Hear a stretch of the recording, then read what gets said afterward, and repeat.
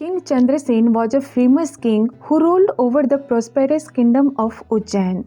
His honesty, dutifulness, and love for his subjects had earned him a lot of respect. His royal court was filled with many learned scholars, philosophers, and poets. He respected them a lot and they held a special place in his heart too. One day, a scholarly priest named Shridat from Kasi visited King Chandrasen's royal court. King Chandrasen received Shridat with utmost respect. He offered him a grand lunch. After lunch, Shridat, King Chandrasen, and the learned scholars in the royal court got into a discussion. They covered various subjects like justice, philosophy, and religion. All the royal scholars and the king were highly impressed by the great knowledge displayed by the learned priest. After the discussion, King Chandrasen gifted a precious necklace of gems and pearls to Shridat. Then Shridat took his leave to go back to Kashi. It so happened that Shridat had to pass through a dense forest on his way from Ujjain to Kashi. As he was walking through the forest, a dacoit saw Shridat. The necklace of gems and pearls shone bright around Shridat's neck. At once, the dacoit desired to get the precious necklace for himself. So he took out his sharp knife and confronted Shridat. After a few minutes' struggle, Shridat was stabbed to death by the dacoit and the dacoit took his beautiful necklace. By chance, some of King Chandrasen's spies were roaming around the forest. They saw the dacoit stabbing Shridat.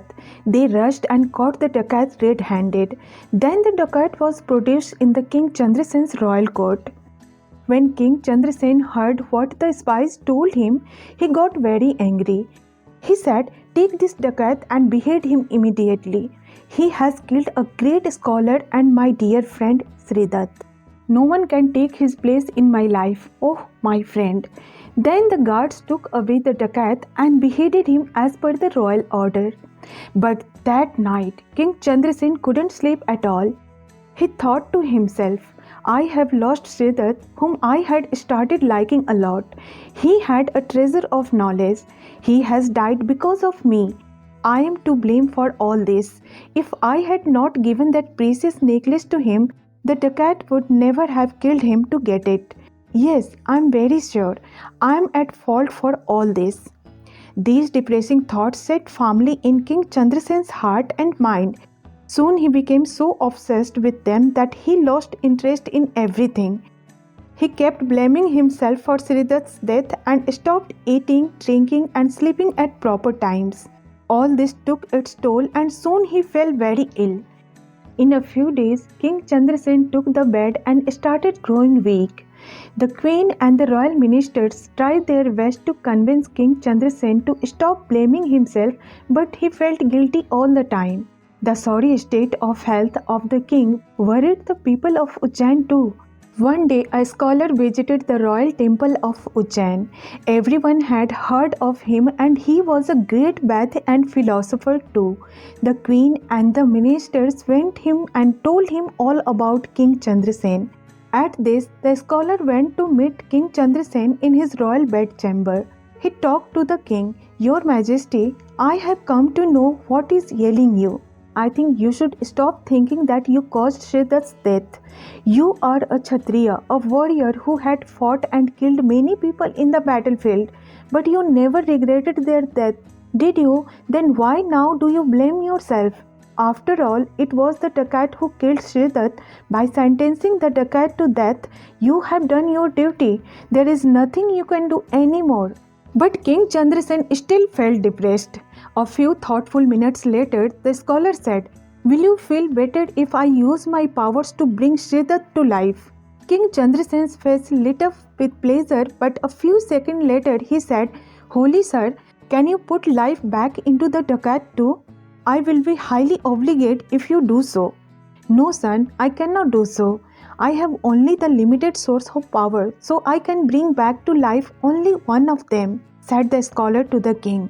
King Chandrasen grew thoughtful and then he heaved a sigh of regret and said, "If that is the case, I do not want to be a sinner more than I am already.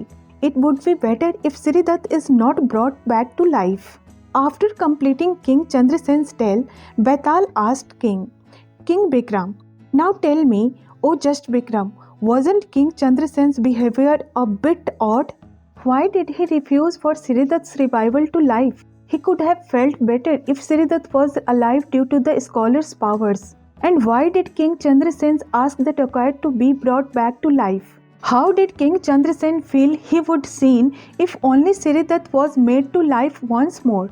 Answer me, King Vikram, but remember, I know it well that you know the right answer to my questions. If you will give the right answer to my questions, I will fly back to my banyan tree. But if you will give me wrong answer even after knowing the correct one, your head will burst into 1,000 pieces. To this, King Vikram said, Vetal, I'll tell you the answer to your queries. King Chandrasen was not foolish. He was being a just king. If Sridatt was alive once again, then the dacoit's death sentence would be unjust, for he was killed as a punishment for taking Sridatt's life. And if King Chandrasen asked the scholar to use his powers to bring Sridatt to life, then after this the scholar would lose all his powers, for this task is of utmost hardship for any scholar to perform. Then the blame of the scholar's lost powers would also be on King Chandrasen, and he would become a greater sinner. Having thought of all of this, King Chandrasen refused the scholar's offer. Yes, Vikram, you are right. Your answer reflects your intelligence and sense of justice. But you have broken your code of silence. You have spoken up, so I am going back to my tree. With these words, Vetal flew back to the banyan tree.